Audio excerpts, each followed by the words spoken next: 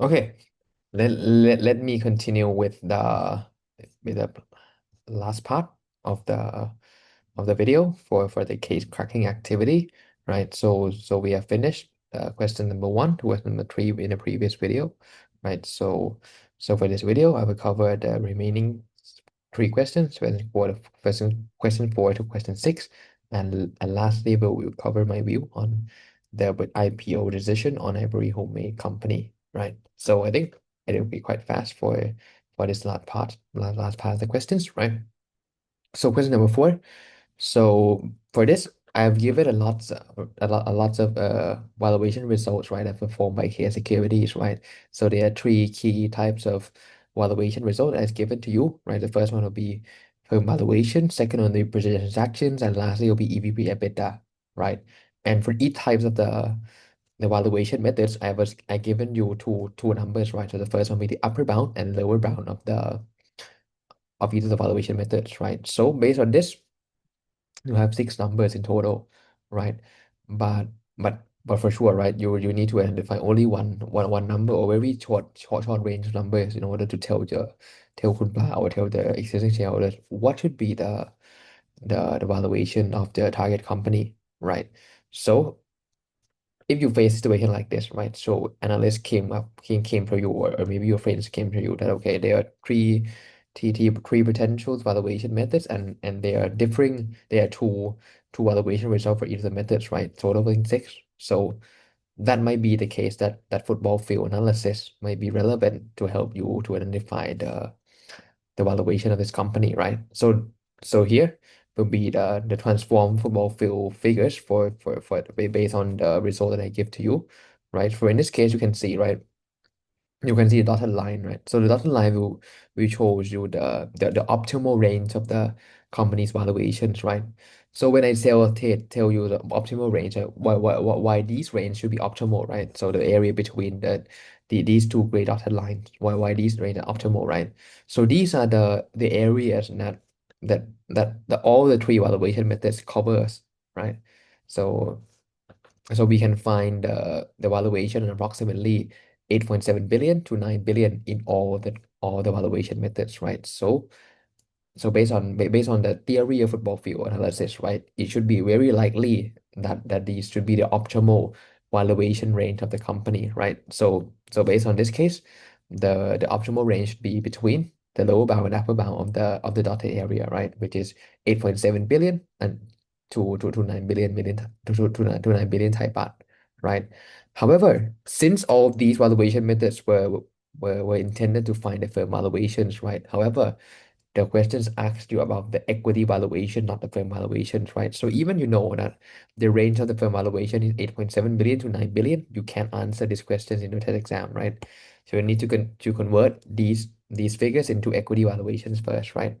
But the concept is straightforward, right? You know it already, right? So if you have the firm valuation, you can easily convert into equity valuations by adjusting with net debt of the companies, right? So use the firm valuation and minus with the company's interest-bearing debt and plus the outstanding cash balance of the companies, right?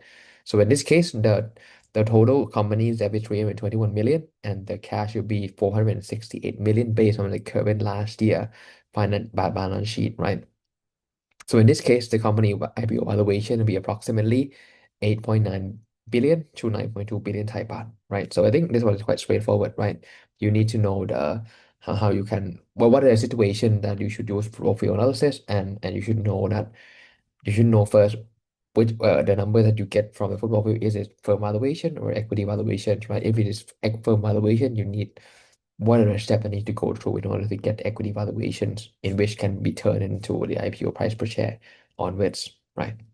This is quite easy, minus one. So let me go to the next one. This one is quite straightforward also, right? So this one is related to the multiple analysis, right? So as I tell you before, m- there are multiple types of financial multiples like PE ratio, EV/EBITDA, something like that, right? And the calculation is very simple, right? So for PE, you can use the price of the so for PE, you can use the price of the stock and divided by the earning of the stock, right? It is very simple. However, the hard part is that what should be the list of the peers, right? That that should be selected And after that, you find the average, you define the median, and in order to identify the industry's PE ratio or industry EV/EBITDA, right?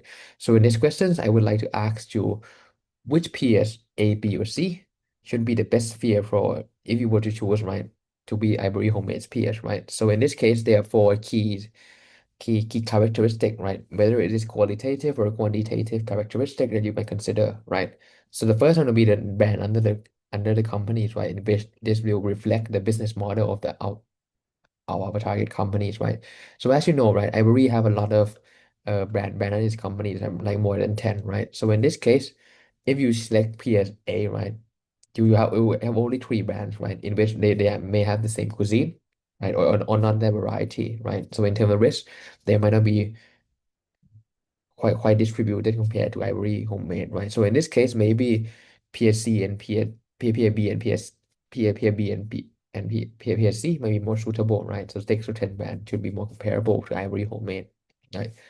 Secondly, on brand positioning, I think it is quite clear based on the case companies or based on the experience that you go to Ivory Homemade restaurant, right? That the company is quite premium and sell mid to high end, and sell its product to mid to high end client, right? So based on this, I think it is quite clear you can select PSB, right? Based on these two characteristic, right? But maybe consider checking the remaining two characteristic also, right? So next one will be very related to the financial matrices of the companies, right? So net profit margins, right? So all are positive, A, B, and C.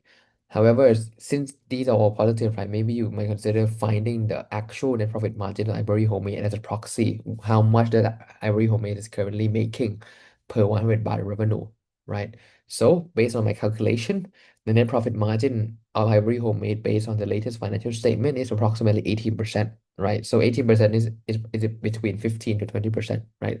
So based on only net profit margin characteristic, I think PAB and PSC should be fine, right? But for PAA, maybe it is a bit too low compared to the current net profit margin of Ivory Homemade, right? And lastly, location. So I think based on the case company, you can see that Ivory currently operates in Thailand only, right? However, they also have some plans to expand into ASEAN companies in the future, right? That is why they want to raise some fund, right? So in this case, maybe you can select PSPSA to reflect the current business status of the company, or you can select PAB that reflect both the current status of the company and maybe potential geographic expansion in the future, right? So based on this case, I think it is quite straightforward that PAB should be selected.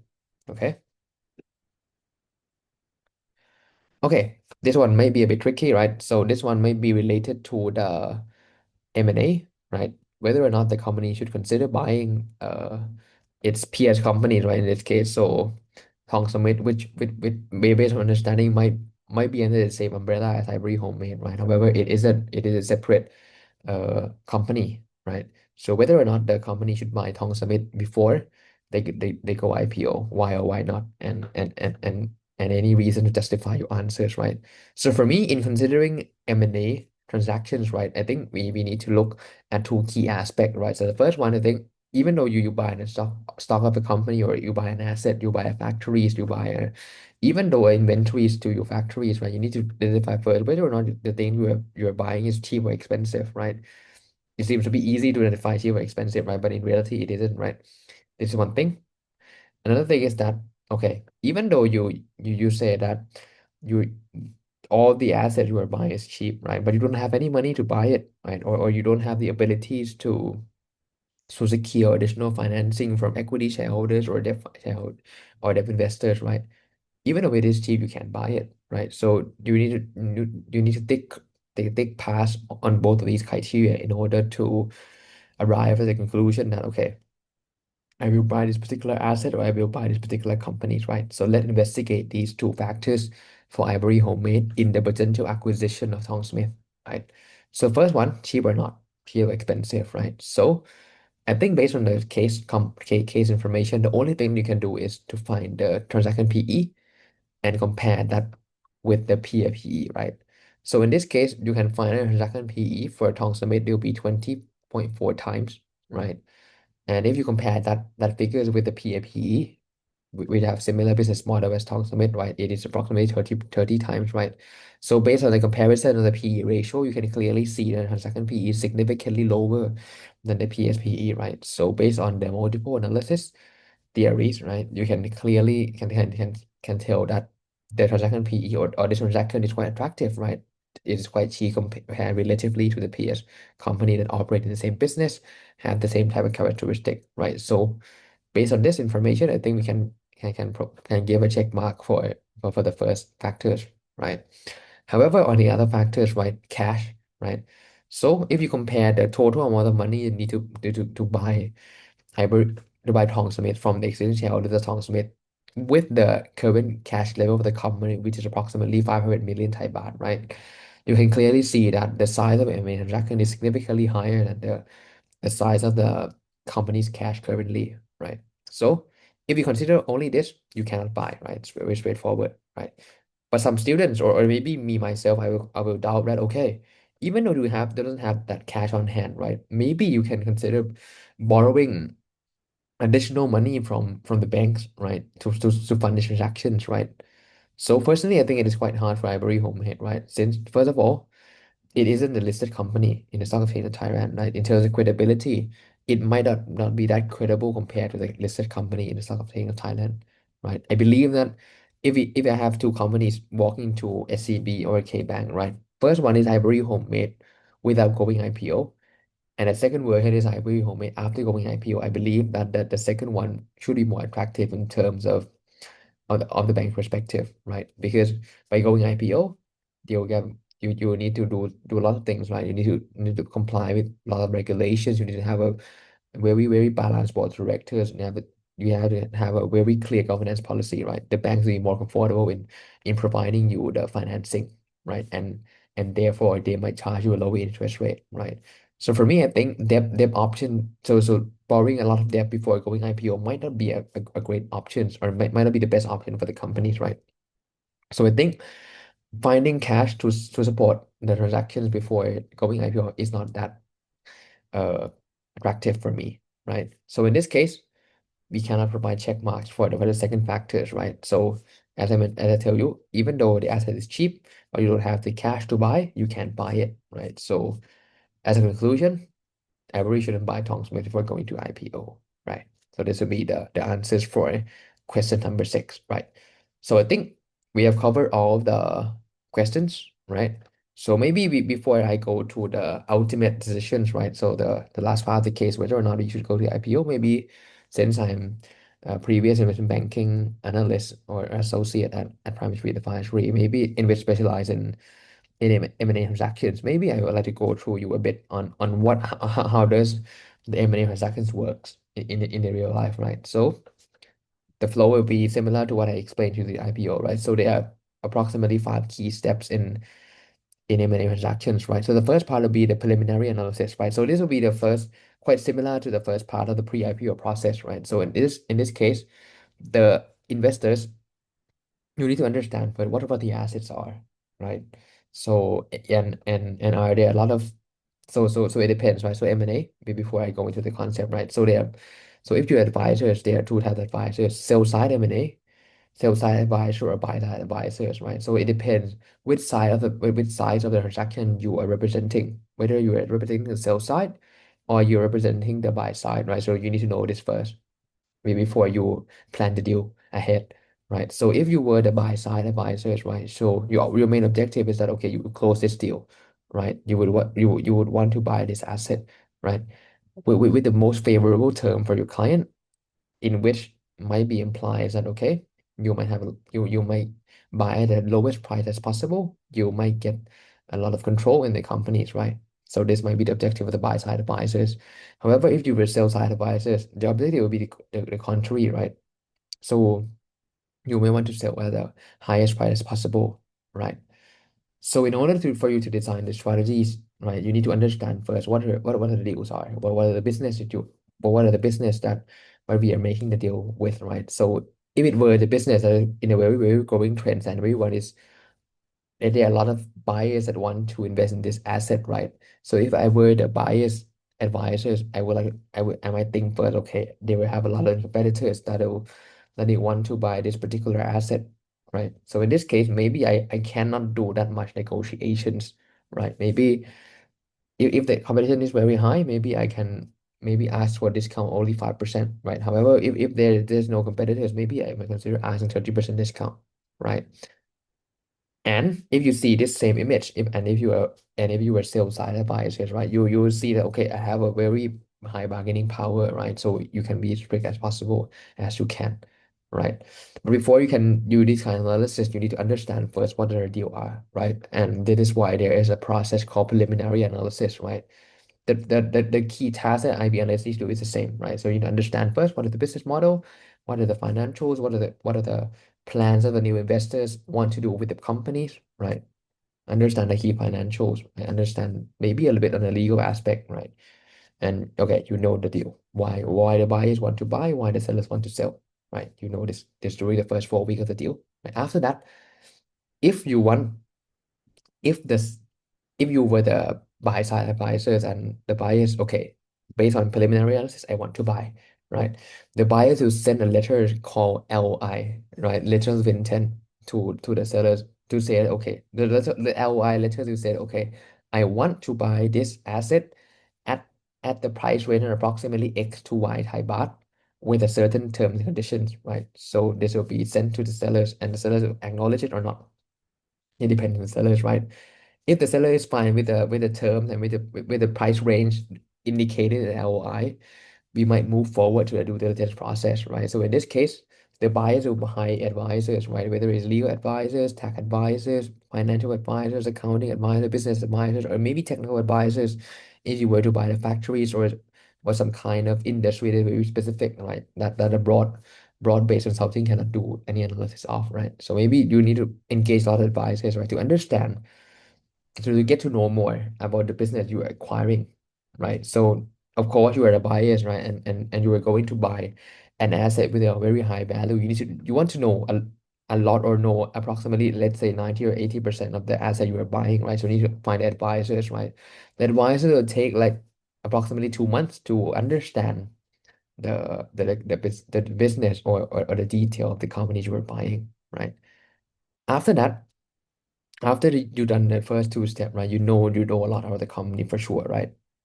After that, after that, the investment banking firm or the key financial advisor will do the things called structuring, right? So when I say the structuring, one of the things is that okay, how much percentage that I will buy from how much percentage I will buy this company, right? Maybe it's 75%, 50%, 25%, 10%. It depends, right? And the differing in the percentage that the buyers will hold will result in differences in the control of the companies, right? In the financial impact, in the accounting impact of the buyers companies also, right? So in this case, when you structure, you need to think of the pros and cons of the buyers and the sellers too, right? After you structure things done, right? You will have the proposed structures on hand, right? Maybe you have two or three structures on hand, right? You are fine with all those, but you have some priorities on those structures, right? After that, you'll need to go to the negotiation parts, right? So on the negotiation part, most of it will be the negotiation on the pricing of the shares, right? How much price per share you pay for this particular asset, right?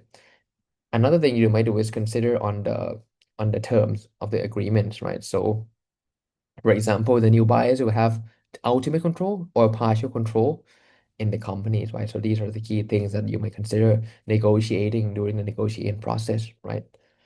And lastly, when you are all settled, right, you will sign the definitive agreement or the agreement, okay, that okay, I will buy your shares and how we are going to live together going forward, right? So those documents are called SPA or share purchase agreement and SHA or shareholders agreement, right? So these are the key documents that were in the process, right? Yeah. And lastly, it'll be the signing of the contract. Yeah. So this will be the overall short version recap of the M&A framework, right? But in reality, it is more complex than what I told you, right? So there will be a lot of detail, a lot of negotiations, a lot of tactics that was used by both the buyers advisor and seller advisors. Yeah. So if you kind of enjoy something like this, maybe consider being an IB analyst for M&A, right? So I think I have covered some of the key concepts, both the IB side which is related to the IPO, and the IB side is related to the M&A. Right? So I think that it might help you in deciding if you were to go you want to be in IB. With past, you will want to go in the futures, right? Okay, let's come to the interesting parts, right? So should you go? Should Ivory Homemade go IPO or not, right? So so based on the case company that give it to you, right? So I also give you the pros and cons of going the IPO as a general terms, right? So why does a company generically want to go to the IPOs, right? So there's some pros and cons, right? So let me uh try to be in compliance tools, right? So and if I get this table, right, I will first look, okay, did I want the pros of going IPO or not, right? Or does I am fine with the cons of going IPO or not, right? So I need to identify each line by line, right? So the first one, the pros of going IPO, of course, right? So the company needs to access to a large pool of equities and debt investors, right? So the company needs to ask yourself, do you want to get large pool of equity and debt investors or not, right? So for me, based on the company's financial statement, right? So I think personally, I think nowadays, every homemade they can be able to secure the long-term loan by itself already, right? So they don't need to go IPO in order to get the debt investors to invest or go to the additional financial institution to convince them to provide a loan. As of now, they can finance the company by itself, right? And they also have a lot of cash on hand, right? So if they don't want to, so if they don't have the plan to buy Tong, so it will valuable is very high, right? So they just want to expand their branches or expand new restaurant. I think based on the cash level of approximately 500 million, they have a lot of cash, to burn during the next few years, right? So I think this case, that might not be the demand for now for Ivory Homemade, right? Next one, of course, the purpose of IPOs is to support growth and expansion opportunities, right? So in this case, of course, Ivory want to expand or grow in the future because they have the opportunities to grow based on the business model, right? However, they have the cash on hand already, right? So in this case, maybe the pro is not as strong, right? The next one is enhance reputation and visibility, right? So in this case, of course, Ivory, the visibility and the reputation is quite very popular by itself already, right? So in this case, I think they will not enjoy any benefits from going IPO from these factors, right? However, the last point may be worth to consider, right? So currently, if you look back at the shareholding structures, right? So I understand that the Ivory Home was held entirely by Kunpla's families, right? So if Kunpla were to continue like this, so they don't go IPO, right? The only thing that Kunpla would get to be her salary from the company and only the dividends from the companies, right?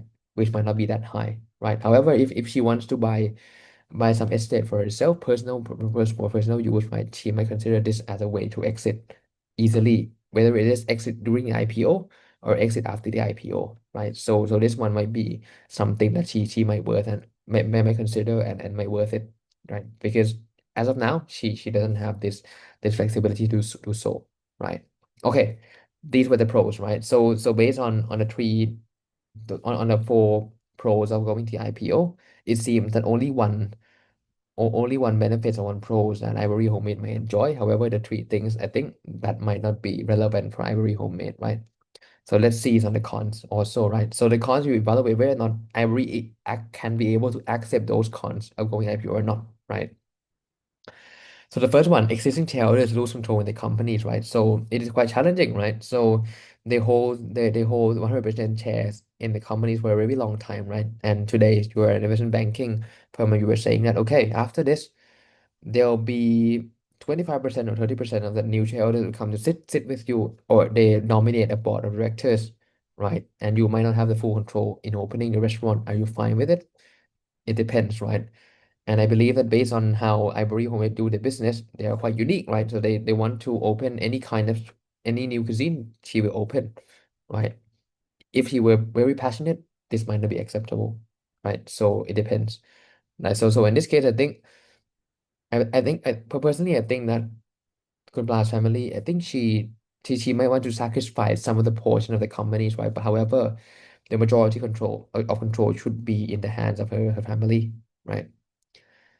Second thing will be increased public information disclosure, right? So in this case, I think the business model Ivory is quite straightforward, right? So I think in terms of public information disclosure, I think it should be fine, right? So she doesn't need to tell the recipe of the res that of her restaurant to the public, but she need to disclose only the business model, needs to disclose only the financial information, and maybe some of the governance policy. I think this should be fine for the company, right? And lastly, the let's focus on existing management, right? So I think this one maybe might be with the point that both the new investor, and both will consider is that if the companies go IPO, right, and obviously the families will hold less proportionate of the shares in the companies, right? So there's potential that the existing management might be less focused on this business because they doesn't hold 100% anymore, right? So based on these factors, the new investors might be a bit concerned, right? If Windpass sells the shares a lot in these particular companies, right? So there are some cons that the companies might be acceptable, might accept this, right? But there are also some cons that personally I think the company might not acceptable also, right? So all in all, personally, I would recommend that the company shouldn't go to public, right? So this will be my opinion, right? So apart from the table that look at the pros and cons, I also have my explanation why I think Ivory shouldn't go homemade. Ivory homemade shouldn't go public now, right? So I have five key supporting answers for me. So the first one is that the companies still have a lot of room for future growth, right? So as I mentioned to you before, the company is continuously growing at 40% per year, right? So personally, I believe that the companies can still grow, let's say 20 or 30%, maybe a bit lower rates compared to the previous year, right? However, it's still double digit, right? So by companies growing at 10 to 20% for, let's say, the 5 years, right? Their EBITDA should increase by a lot, assuming that the net profit margin stay the same, right? So let's say, for example, if the EBITDA of the company is 100 baht now, if you grow 10%, 20% for the next 5 years, the EBITDA might be double, right? If the EBITDA is double, the valuation that you exit in the next 5 years will be significantly higher than now, right? So I believe that okay, you should use up all your growth first, right? And ifคุณpass said okay, I cannot expand more, that might be the correct timing for when the companies go IPO, right? In addition, I believe that they can be able to grow the EBITDA without the need to require external source of funding, right? So they can use the EBITDA that they generate each year. They might consider not paying dividend that much and reinvest those cash that they get from the on all business operation to fund their business growth, right? So this will be the first point, right? Second point, quite straightforward, right? So the cash flow is still quite high, right? Approximately 5 million Thai baht, right?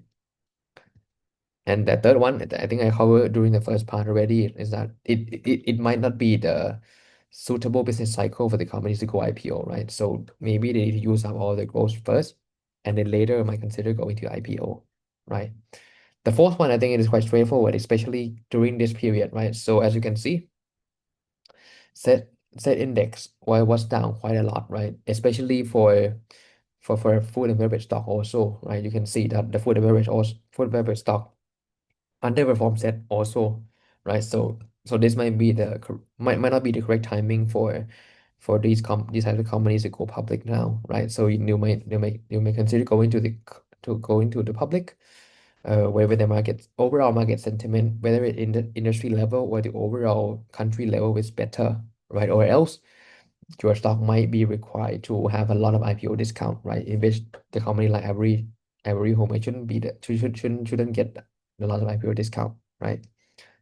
And lastly, I think there are some potential alternative for the company to consider apart from going IPO, right? So currently, as I told you, the company is entirely owned by Kunpa's families, right?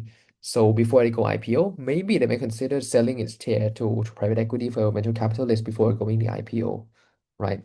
So there are several benefits when when you get the pre-fundraising from these type of companies, right? So the first one, obviously, you get the money before going to the public, right? However, in return, you need to give up some dilution to those investors, right? However, obviously, you get the money.